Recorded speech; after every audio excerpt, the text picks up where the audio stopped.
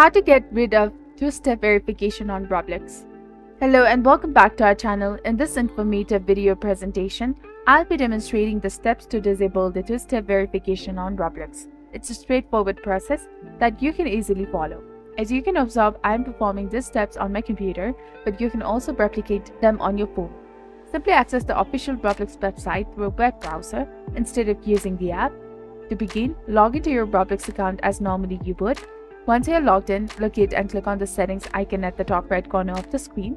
In the settings menu, navigate to the security tab where you will find the option for the two-step verification.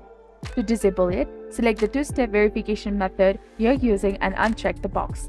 A warning message will appear informing that your account may be less secure without this feature. If you wish to proceed, confirm your decision. In some cases, you may need to input the account PIN and confirm your password to complete the process, depending on your verification method you use.